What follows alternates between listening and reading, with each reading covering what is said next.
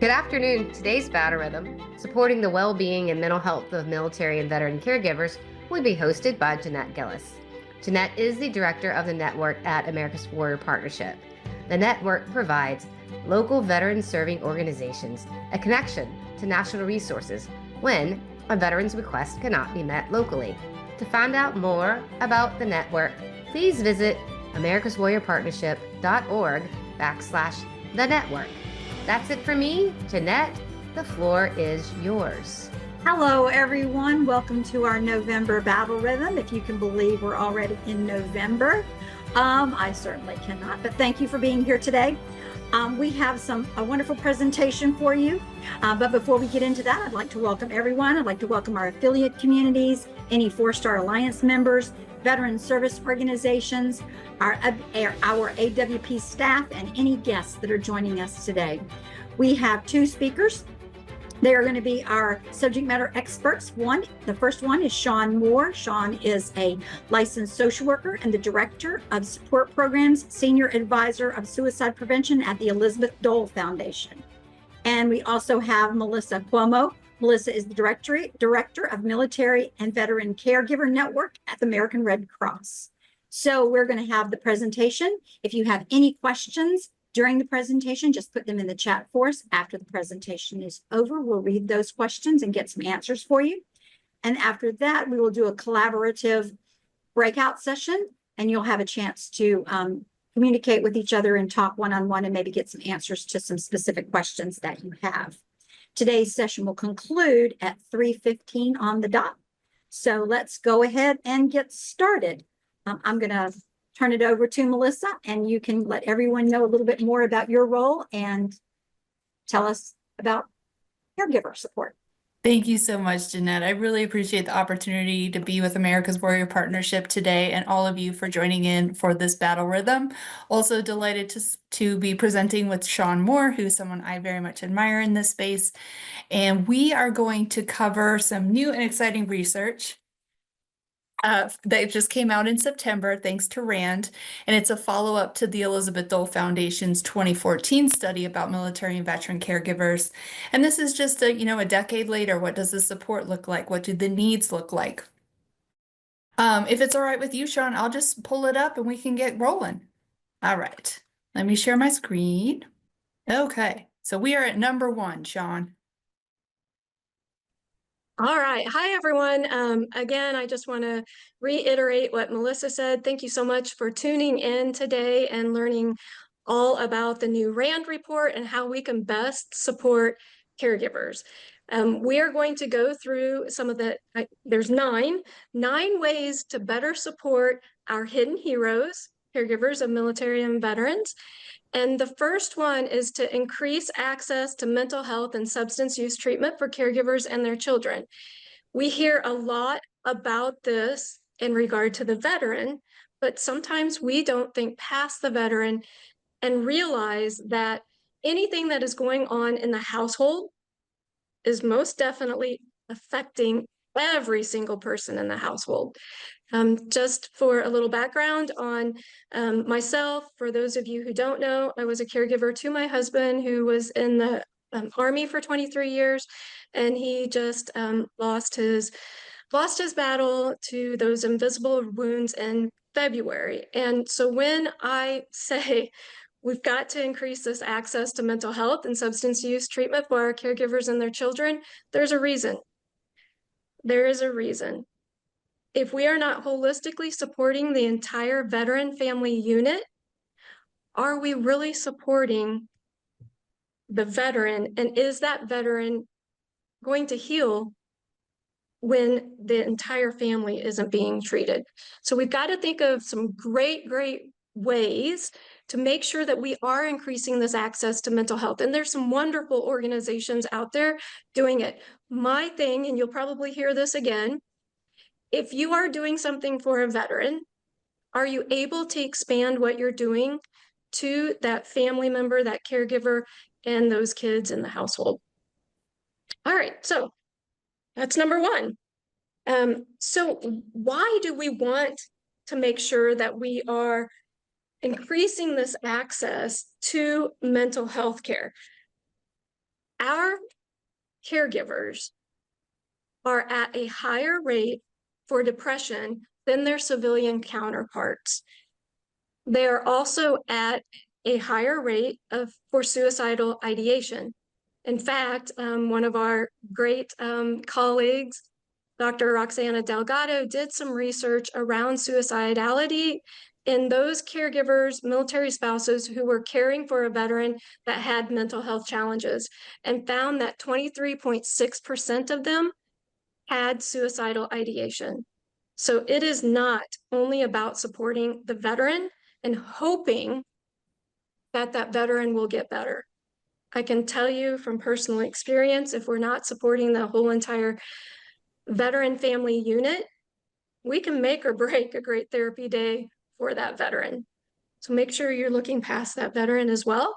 And then number two, we want to make sure that we are providing ways for economic mobility around caregivers. Is that number two? I want to make sure. Mm-hmm. Yes. Yes. Okay. But make sure I wasn't jumping ahead. So oftentimes I see a ton of local resources, local job fairs that are targeting veterans.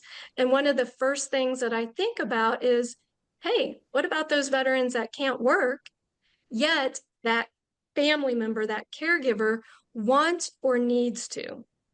So these military and veteran caregivers, they incur an average of $8,583 in out-of-pocket costs and forego an average of $4,500 in household income.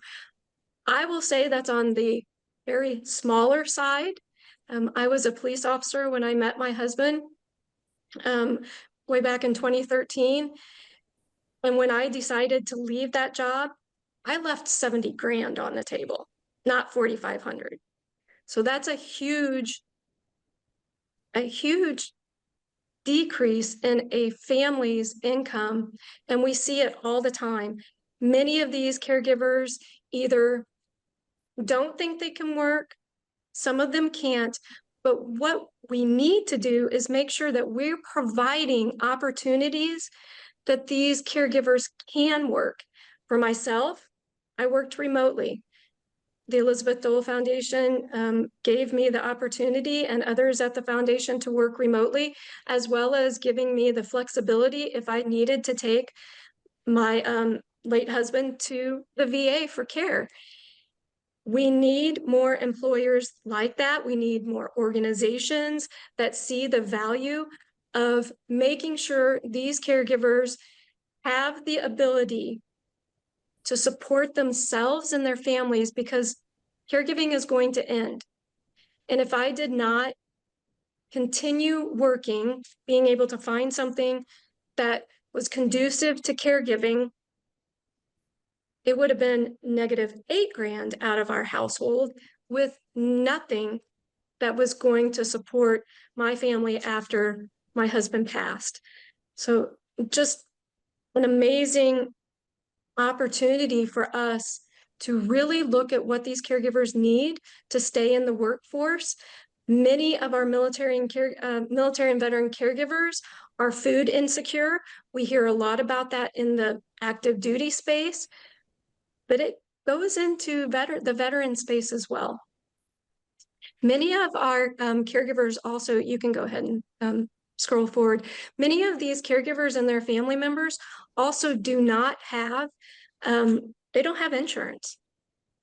They don't have medical insurance. The kids may not have medical insurance or dental insurance. So this is the reason why we need to make sure that we're providing that economic mobility to these caregivers. Caregivers are diverse. They're moms, dads, parents, siblings, adult children. They are not only spouses. And the biggest thing that I see around the diverse preference and needs of caregivers is organizations and corporations not understanding that they are not only spouses. We have got to make sure that we are inclusive of every single person in this space that is a caregiver. many that are not spouses aren't eligible for a lot of programs that organizations have. Think to yourself, if I have a program for military spouses and caregivers, am I being inclusive of those adult children who are caring for their mom or dad? Are we making sure that parents, many of our veterans, when they got injured or ill, they weren't married. So parents who thought that they had left the nest and weren't going to have to support their child anymore, they came home injured or ill, and now they're taking care of their adult child, and they have had to forego retirement. They've dipped into retirement. And if we're not being inclusive to all caregivers, we're missing a huge piece of the puzzle here. All right. And then number 4. And on, you can continue scrolling, but on number 3, if you have programs for veterans, again, I always think about, can you expand those to those family members, those caregivers? If you're bringing in veterans for peer support, what about a group for the family member, that caregiver? You can do that at the same time. One of the things that we saw in the RAND report was caregivers and family members wanted more things provided to the entire family unit so that they could come together. Again, healing does not happen in a vacuum for these veterans. Those that have family members, they're either healing around their families, or the family member, because they're not getting any help, are making it way worse for that veteran. And I'm going to raise my hand. I've done that before when I wasn't doing well. So we've got to make sure that we're having inclusive programs.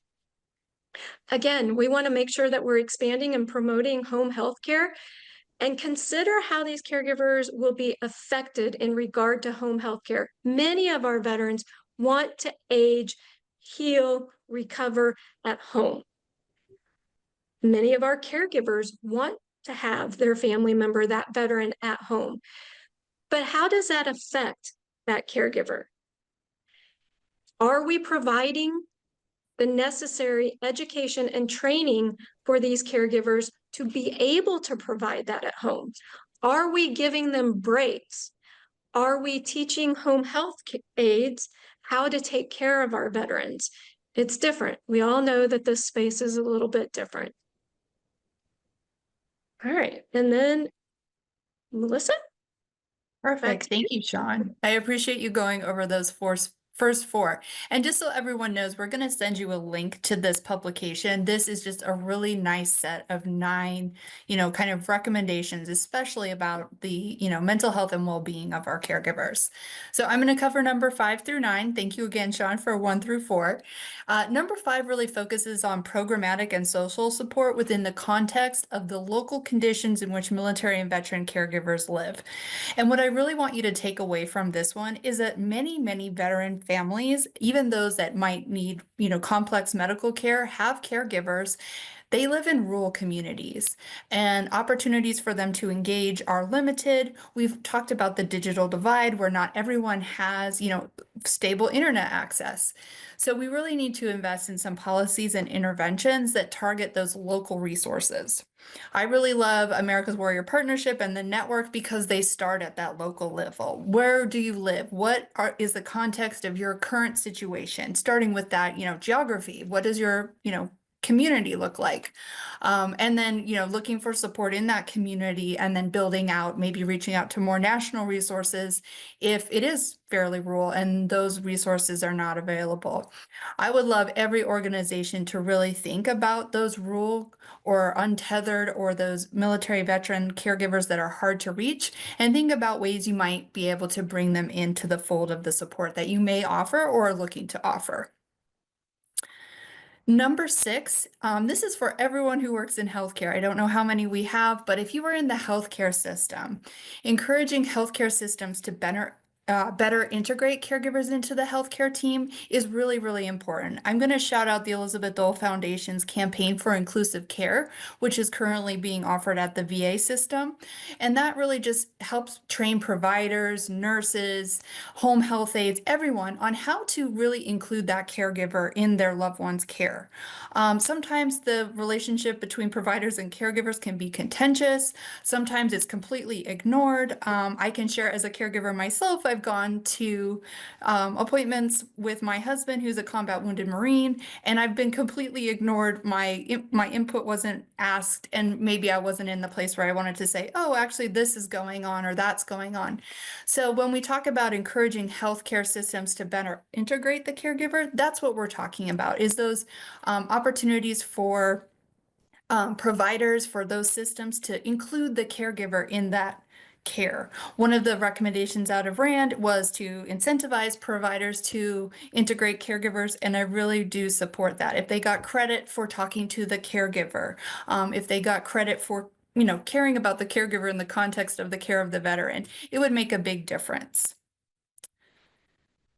All right. So number 7. Ooh, I love to talk about this one as well. And SHAWN hit on this a little bit with promoting work environments that are supportive of caregivers. And I will say the number one thing I always hear when I talk to employers, they're like, oh, we don't have remote opportunities. And that's not what every single caregiver is looking for. A lot of them are. Working from home is certainly an advantage for me as a caregiver. But I know several caregivers that are actually looking for opportunities, just a flexible schedule, just a chance to work in their community in a way that works for their caregiving. We also talk about paid family caregiver leave. That's not an option at a lot of employers. Employee assistance programs, those are great. Talking about mental health, caregiving can really impact your mental health. And so having a work that offers an employee assistance program that you can go and talk to about that is really helpful. Also, a lot of employers are looking at, how can the benefits augment what they might have going on at home, certain levels of health insurance and things like that. Paid sick leave, that's another one that comes up a lot. I know most of the time I will work sick, but I will not work sick if my husband's sick. I will take the day off to take care of them. So working to kind of change that narrative and realize that caregivers also get sick. And so balancing sick days, some parents, you might relate to that, you'll stay home for your kid if they're sick, but you might, drudge on if it's yourself. You should be able to take sick leave if you don't feel well. All right. The next one we'll talk about is research. Continue to conduct rigorous evaluations of those initiatives designed to support military and veteran caregivers. Now, this part of the research was fascinating to me. The types of research that, or the types of services that military and veteran caregivers, and I'm going to show figure 8 because it shows a little bit about what we're talking about, those programs and services. So peer support groups in person. For those caring for someone 60 and under, about 30% were engaging in those in-person support groups. Caring for someone over the age of 60, that number dropped to 10%. Online support groups, 15%, 8%. Respite is when someone else is taking care of your loved one and you can do whatever you need to. Sometimes people don't understand what respite is. It can be very different for everyone. Sometimes it's just taking a day so you can go to your own doctor's appointment. Sometimes it's, you're going to go to your sister's birthday. But respite can look a little bit different. And I like to talk about it in a broader context so people really understand what we're talking about. Training. So we'll see that 38% of those caring for someone under the age of 60 engaged in some sort of training. Now we can think of that as caregiver training. We can think of that as CPR. We can think about it as wellness training or, learning different things. But a big disparity there between those under 60 and over. And then we look at structured wellness, which I was proud to see that this one kind of had the highest utilization. But again, a little bit of a difference between those caring for someone under 60 versus those caring over. And then case management, which is well needed in this space. You can see kind of some utilization there. But making sure that these types of programs and services are actually meeting the need or moving the needle on some positive outcomes for our caregivers is what this whole recommendation is about. So I'm going to read this quote here. There's a group of caregivers who meet once a month by telephone and give classes, and then you'll know the classes by heart. But anyway, there's that. And then I congregate in a church. So this person's talking about some of the classes and things that are out there, and they're very repetitive. You'll hear the same things over and over again. But then she talks about going to her church where she can congregate and be around other people. So, maybe we want to look at those monthly telephone classes or the classes that people are giving and making sure they are meeting the need or they're changing in a dynamic way. Caregiving is not static and it changes year over year. It changes based on who you're caring for or the types of wounds, illness, injury you might be caring for, the family dynamics, your location, all of these things. So having some rigorous evaluation on the effectiveness of these programs and services designed to support caregivers will be really, really helpful moving forward. And then last but not least is another research one. So continue to conduct research that fully captures the breadth of the caregiving and those who serve as caregivers.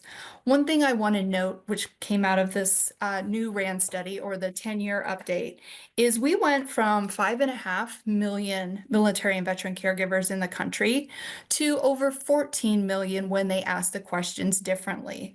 Now, you might think to yourself, you know what a caregiver is. You might identify as a caregiver. You might not. You might have a certain expectation of what someone who is a caregiver looks like. But what we found with this new RAND study is when you ask the question, not are you a caregiver, which is kind of yes or no, but ask more task-oriented questions like, do you care? Do you manage the appointments of a loved one? Do you, due to someone's wounds, illness, or injuries, manage their medications? Just really getting into the tasks of caregiving. Are you helping with the activities of daily living, feeding, toiletring, bathing, ambulation, those types of things? Very, very important to understand that you can be a caregiver without ever attaching to that title, that word, that identity, but you are doing caregiving through the tasks that you are doing for the service member or veteran that you're caring for. And I think that that's really, really important to show. And I'm so grateful RAND asked the questions this way. We have found at the Red Cross that when we ask people about their caregiving experiences, people will be quick to say they're not a caregiver, yet answer yes to caregiver specific tasks that they are doing for someone. So we've gone from 5.5 million to over 14 million caregivers just by changing how we're talking about it. So the problem isn't, or it's not a problem, but the population isn't getting smaller. It's actually getting bigger. And I would say that, many veterans have more than one caregiver. So thinking of it beyond, like Shawn said, the immediate spouse, and usually it's a female spouse. People are always, associating with these caregivers, but it might be a neighbor. It might be a different family member that's looking at that. So, or performing these duties. So really looking more comprehensively on who a caregiver is, can be determined by asking more about the tasks versus the identification of, self-identifying as a caregiver. And that is all 9 of our fun recommendations that came from the support of RAND and the Elizabeth Dole Foundation. So grateful to go over those with you. And I think for our next steps, we're going to break out and really get into them. We're going to talk to you in more depth about what they mean, how they can affect the communities that you're serving, the organizations that you're working with. And we want to hear from you. We want to hear what's working, what isn't. If you have any questions, if you have any great ideas, we're all ears. So I will ask for our lovely host, Jeanette, or Allison, I'm not sure which one, but if you could open up those breakup groups, we're going to get together for about 25 minutes, you said?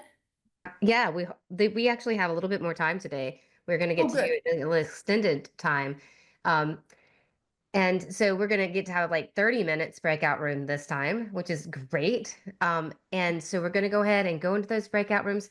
So I'm going to go ahead and open up that. So is that okay? Yeah. That Okay. sounds great. Thank you, Allison. So, and you'll have a 60-minute countdown, and then we'll get back together, and somebody can share from either group. You can go ahead and turn your microphones and your cameras on, guys. All right, I'm going to open the room now. Hey, everybody, welcome back. Yay. I see all the smiles, so I know the conversation was great. Yay. Okay. How about for group number one? I believe Sean, that was your group, right? If we were one, yes. All right. Who would like to report on some of the things that we talked about? Anyone? I will jump in and do a little bit. I wasn't taking any notes, so this will be off the top of my head. But we had a great conversation, really about caregiver support and the importance of supporting caregivers economically in employment, Social Security things when they're working and go to be a caregiver and now don't pay into the system. And I jumped in with what I thought was the most interesting thing, and that is that caregivers are often not invited into the space to talk in a doctor's appointment to kind of share what they've seen that's been going on. And I just think that's the craziest thing I've ever heard, that you wouldn't have the person that lives with this individual coming in and sharing what they're seeing and kind of being a part of that. I don't understand. That makes no sense to me whatsoever. So that was kind of my takeaway, is that that's something that has to change. That's just ridiculous, in my opinion. That's okay. I have that opinion as well, Jeanette. Thank you. I appreciate Very it. much so. Well, we'll start a movement. Yes. But, yeah, that's just crazy. So that was my greatest takeaway. And I think not only in healthcare, but it can happen in our organizations as well. You know, making sure that we're bringing that caregiver voice to the table, even though it may be a veteran program. But is it a mental health program for the veteran? That caregiver can provide information, and they need information at the end of that program. What do I need to look for? How can I best support the veteran when they come home? I want to continue on the good work, yet if I don't know what that is and what that looks like, how am I supposed to be supportive? Well, because my father was mentally ill, and he was a veteran, and he was a patient at our local VA hospital. And I was very involved in a lot of his care. But if I had ever sent him into an appointment and then he came out and I said, okay, what did they say? He would have just looked at me and said, I don't know what they said. But, you know, being a part of it was helpful to me. And I think the takeaway, another thing is, it really depends on the VA that you're working with, because I was very involved with my father here in the 80s and the 90s up until his death in 2015. But I think it really depends on the VA that you're with, and it depends on how comfortable the medical staff is involving you. You know, my dad would have never had me come in with him if it was his choice, but I went in anyway. And, you know, but I think it really does depend. I think you mentioned that, Sean, the individual doctors and how educated they are and how supportive the medical environment that you're in is of families, and recognizing the importance of the family as a unit, and importance of the family as a unit to the veteran and their stability and well-being. Anyway. I think Spot on. to go along with that, to involve like the continuation of care for caregivers, because once the veteran passes, I mean, it's not just, oh, you're not you still have, you know, trauma, you know, that you have to deal with, plus the law. So there's a ton of, you know, just continuation of care that can be provided for people that, you know, that are still, you know, living with things, even though after their veteran or loved one has passed. Yes, thank you for reminding us of that, because your veteran passes and now it's like you don't exist anymore. You get nothing. You don't have any support. You don't have any funding. You don't have, it's like you don't matter. You've done all this work and you've been there, and now your veteran is gone, and it's like you don't matter. Okay. I appreciate you bringing that up, that's awesome. Shane, because you know, right now in my household, we're walking through that. And because it was a traumatic death, we're even walking through that more. And my youngest daughter, who is 14, she's struggling. She's struggling. So it doesn't end when the veteran passes. I like that you added the TAPS number information. Thank you. Thank you for that, Melissa. Melissa, what about your group? What were some, do you have somebody for your takeaway? We do. Maddie is going to give a little synopsis of what we talked about. Thank you, Maddie. Thank you. Yes, I've been nominated. So I think we did have a very similar conversation. And I especially liked what Jeanette said about being a family member. And Melissa said something very similar about I love the term hidden heroes, and said something very similar about a lot of caregivers don't view themselves as a caregiver. They just view themselves as a spouse. I'm the wife, I'm the husband. So when you're asked, like, are you a caregiver? A lot of people don't recognize themselves as that. So I thought that was a very powerful point. And we did talk a lot about, statistics and just resources. Like we had the Canines for Heroes and Hiring Heroes USA, just great examples of resources for caregivers. And like Melissa said, as a spouse, when you're looking for support, a lot of times you're finding like, military spouse support or active duty spouse support, and you're not maybe looking specifically for support as a caregiver. So having this forum to connect with those awesome resources is a really good way to inform people about resources that are available to them, because we had a lot of really great conversation. And then as well, like Bill Brown, my boss, he and I are here with ECPI University. We have a huge amount of student veterans here who do have disability ratings and are disabled, and a lot of people don't speak on that, but the people who do, a lot of them don't know what resources are available to them and to their families who are maybe caring for them either in the home or outside the home. So this was awesome. We had a pretty similar conversation, but some really good points and some really good resources. So I don't know if anybody has anything to add on that. I hope I covered everything. It sounded like you guys had amazing conversations. I can always tell when we group back together what everybody's faces look like after that conversation has happened, and know that it was a good conversation. So thank you guys all for participating. Jeanette, I'm gonna let you go ahead and close us out, unless Melissa and SHAWN, do you have any last things you would like to say?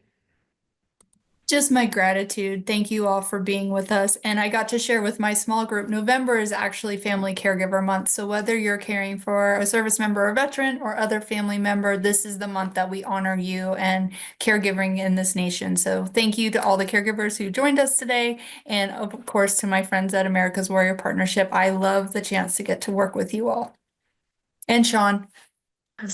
I agree. I agree with everything you said, Melissa. It's always an amazing spot to be in, to be able to advocate for those other caregivers and making sure their voice is heard and brought to the table. If there's anything that Melissa or I can do for your organization or resources that you need that you may not know about, please reach out to us. The Elizabeth Dole Foundation, I want to put a huge and quick plug. We have funding for hurricane relief. If you know any family member, it's actually a program for the family member / caregiver to apply. So please put that out there. All right, thank you. Jeanette, go ahead. All right. So I would like to again thank Melissa and SHAWN for their presentations and for being with us today. Thank you so very much. I'd like to also thank all of you for collaborating and sharing. At America's Warrior Partnership, we partner with communities to improve veterans' quality of life, thereby reducing veterans' death by suicide or self-harm. We believe communities are best equipped to provide veterans with to improve veterans' quality of life. Our goal at America's Warrior Partnership and our goal today is to provide community partners like yourselves with support, information, and best practices to help you deliver quality services to the veterans in your community. Please join us for our next Battle Rhythm. It will be on December 2nd, and we are going to focus on telehealth resources to connect veterans to healthcare. So that one should be very interesting. I know that's something that's a hot topic in the space, so it'll be good to hear more about that. We hope you all can attend. Happy Thanksgiving, to you. I know that's a little bit early, but it'll be over by the time I see your happy faces again. So thank you and have a great rest of your day. Have a great day, everybody.